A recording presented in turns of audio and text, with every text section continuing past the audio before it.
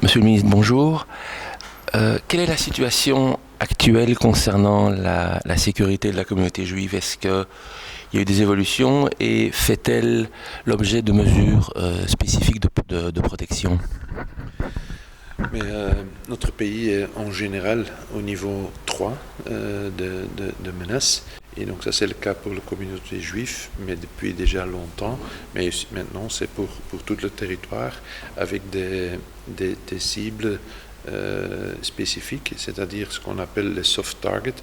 Ce sont des endroits où beaucoup de gens se réunissent. Ça peut être chaque jour, par exemple les gares, et ça peut aussi être les événements, grands événements, salles de concert, mais aussi les événements en plein air. Et donc, pour le moment, la menace dans le quartier et sur les cibles juives est comparable avec le reste du territoire. Donc là, on est vraiment dans le même bateau. Et il y a déjà des prévisions qui ont été établies à court et moyen terme? C'est-à-dire, on a le renforcement de notre force policière par les militaires depuis déjà plus qu'un an. Et on a un peu changé le modus d'operandi de ces militaires. Ils font maintenant la patrouille ensemble avec les policiers, et ça nous a donné l'occasion de diminuer le nombre, mais de garder le même niveau de sécurité.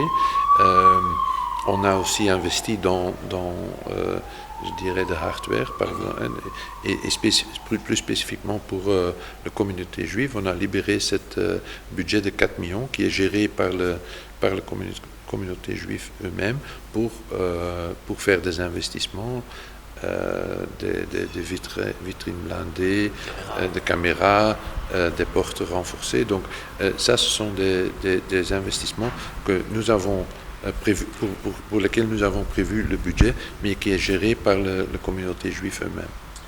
Alors vous avez évoqué la présence des soldats. Est-ce que la question du départ va se poser un jour? Comment ça va se passer? Est-ce que vous avez déjà réfléchi à cette question? D'abord, j'espère qu'un jour on peut dire qu'on n'a plus besoin de ces militaires dans nos rues, parce que ça peut pas être l'objectif d'avoir des militaires dans les rues. Mais ici, c'est lié au niveau de menace. Et donc là, on dit niveau de menace 3 donne la possibilité de renforcer notre force policière par les militaires. Donc voilà, la réponse est là. Une fois qu'on peut diminuer ce niveau de menace vers 2, on n'a plus besoin des militaires dans nos rues.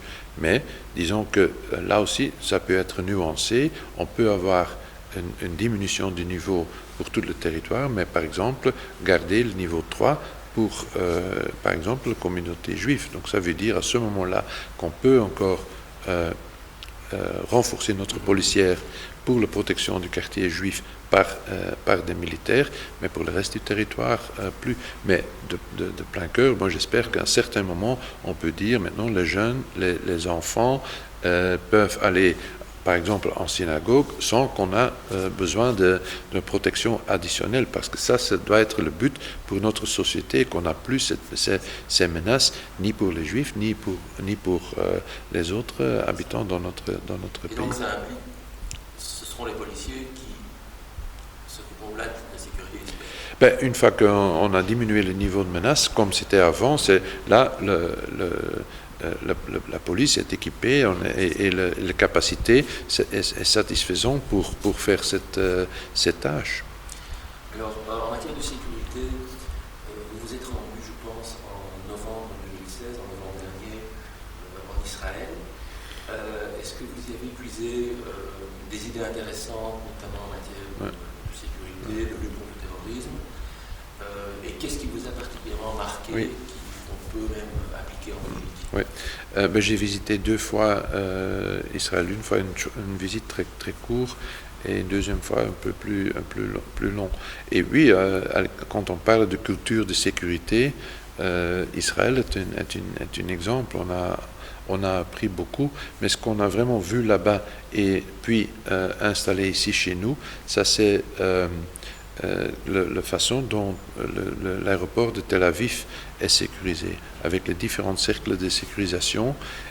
Donc, c'est le même modèle, un peu adapté aux situations locales, mais ce même modèle, on est en train d'implémenter à Zaventem. Et plus spécifiquement, le behavior detection. Donc, nos gens sont formés par des Israéliens dans ce type de protection, c'est-à-dire on regarde le comportement des gens. Et s'il y a des visiteurs, des passagers, et quand on voit un comportement qui est suspectif, là, on peut intervenir. Et ça, c'est beaucoup plus efficace que arrêter tout le monde et regarder. On regarde vraiment le comportement, et s'ils sont nerveux ou je ne sais pas on va vers pour une enquête encore plus profonde. Et maintenant, on est en train de former nos gens à Zaventem. Il y a déjà quelques dizaines qui sont formés, mais ça va continuer. Et ça, c'est vraiment le modèle. Puis, quand on a cette expérience à Zaventem, on va faire la même chose dans les aéroports régionaux et plus tard, j'espère aussi, dans nos grandes gares, parce que ça, c'est la même façon de sécurité. Alors, on entame 2007. Êtes-vous optimiste pour tout ce qui se rapporte au terrorisme? Mais comment on peut être optimiste quand l'OCAM nous dit que le niveau de menace est encore 3? Donc ça veut dire la chance pour une attaque reste vraisemblable. Et donc allez, je suis plutôt réaliste, c'est-à-dire qu'on fait tout pour éviter des attentats qu'on a connus en 2016, mais autant qu'on reste aussi longtemps qu'on reste au niveau 3, nos services de sécurité doivent être en haut niveau d'alarme et donc je suis plutôt réaliste que optimiste. Merci. Voilà. J'ai encore une petite question, mais ça c'est pour nous.